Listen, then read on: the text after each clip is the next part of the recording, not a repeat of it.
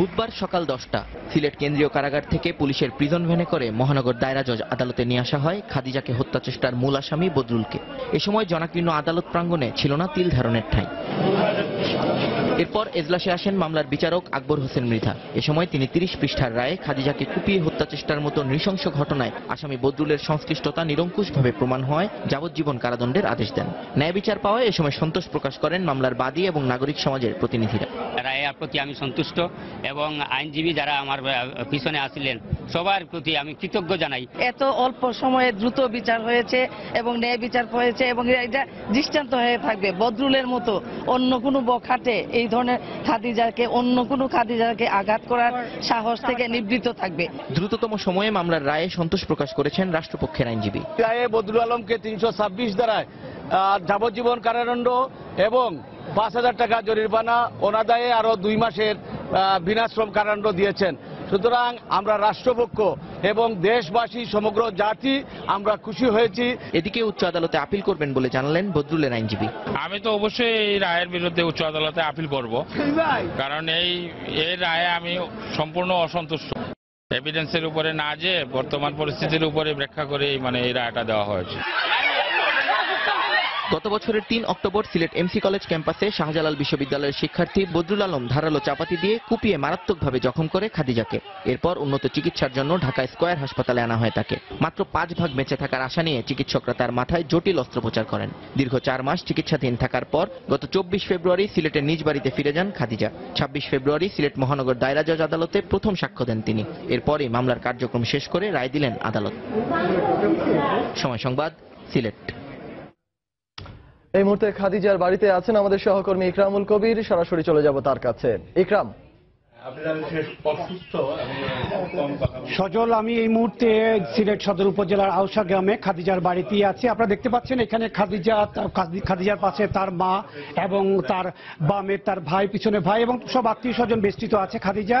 আমরা এখন জানতে চাইবো খাদিজার কাছে এই যে কাঙ্ক্ষিত যে রায় খাদিজার উপর হামলা করা হয়েছিল, মহানগর দায়রা জজ যে রায়টি দিয়েছিল নারীকে সুরক্ষা করার জন্য যে রায়টি দিয়েছিল সেই রায়টি আপনি জানেন যে কিছু সময় আগে রায় প্রকাশিত হয়েছে এবং রায়ে বদরুলকে যাবজ্জীবন কারাদণ্ড দিয়েছে। আপনি আমাকে একটু বলবেন যে আপনার এই রায়ে আপনি কতটুকু সন্তুষ্ট? আপনার রায়ের ব্যাপারে আপনি জানেন যাবজ্জীবন কারাদণ্ড দিয়েছে বদরুল, এই রায়ে আপনি কতটুকু সন্তুষ্ট? যে আমি জানি, আমি সন্তুষ্ট আছি। আমি আল্লাহর কাছে এবং মাননীয় প্রধানমন্ত্রীর কাছে এবং আদালতের কাছে আমি শুকরিয়া জানাই এবং মিডিয়া ভাইদেরকেও আমি ভাইদের কাছে আমি শুকরিয়া জানাই। শারীরিকভাবে এখন কেমন ফিল করছেন? মোটামুটি ভালো আছে।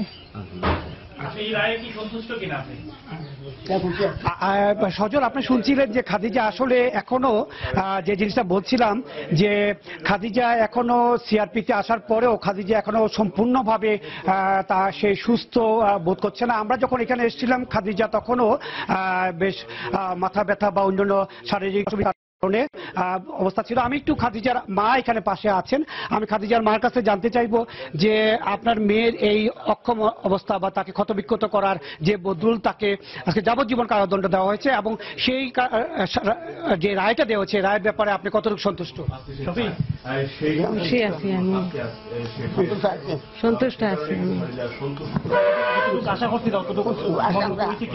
সজল, আমি আরেকটু কথা বলবো। এখানে খাদিজার ভাই আছে সালে। খাদিজার ভাইকে বদরুলে গত দিন যখন যুক্তিতর্কের দিন বেরোয়ার সময় তাকে হুমকি দিয়েছিল সে যদি বেরোতে পারে তাকে তার বোনকে প্রাণে মারা হবে এবং তাকে হত্যা করা হবে, এই ধরনের হুমকি দেওয়া হয়েছিল এই সালের কে। আমি এখন তার ভাই খাদিজার ভাই সালের কাছ থেকে জানতে চাইবো এই যে রায় দেওয়া হলো, রায়তে যাবজ্জীবন কারাদণ্ড দিয়েছে, আপনি জানেন এই রায়ের পরে আপনি কতটুকু সন্তুষ্ট? আমি সন্তুষ্ট না, কারণ ওর ফাঁসি হওয়া উচিত ছিল। অন্যরা পশুর ফাঁসি যদি হতো তাহলে আমি অনেক সন্তুষ্ট থাকতাম। সজল, আমি আরেকটু বর্ণনা দিতে চাচ্ছি যে এই যে খাদিজার মা, ভাই এবং পিছনে আরেকজন ভাই রয়েছে, তারা 3 ভাই। 3 ভাইয়ের মধ্যে এক ভাই বেজিং মেডিকেল বিশ্ববিদ্যালয়ে পড়ালেখা করে এবং খাদিজার বাবা উনি সৌদি আরবে দীর্ঘ 28 বছর প্রবাস জীবন যাপন করছেন এবং খাদিজার এই দুর্ঘটনার পরপরই উনি ছিলেন। গত 27 তারিখ উনি আবার সৌদি আরবে চলে গেছেন। এখন মোটামুটি এই খাদিজার বাড়িতে এই রায়ের পর বেশ সবাই সন্তুষ্ট, আদালতের প্রতি সন্তুষ্ট।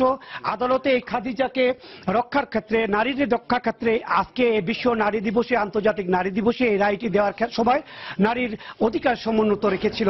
সজল, এই ছিল সিলেটের কলেজ ছাত্রী খাদিজার উপর নির্মমভাবে নির্যাতনের যে বদরুল নির্যাতন করেছিল তার যে যাবজ্জীবন কারাদণ্ড দিয়েছিল, কারাদণ্ড দেওয়ার পর খাদিজা এবং তার পরিবার সদস্যদের সর্বশেষ প্রতিক্রিয়া।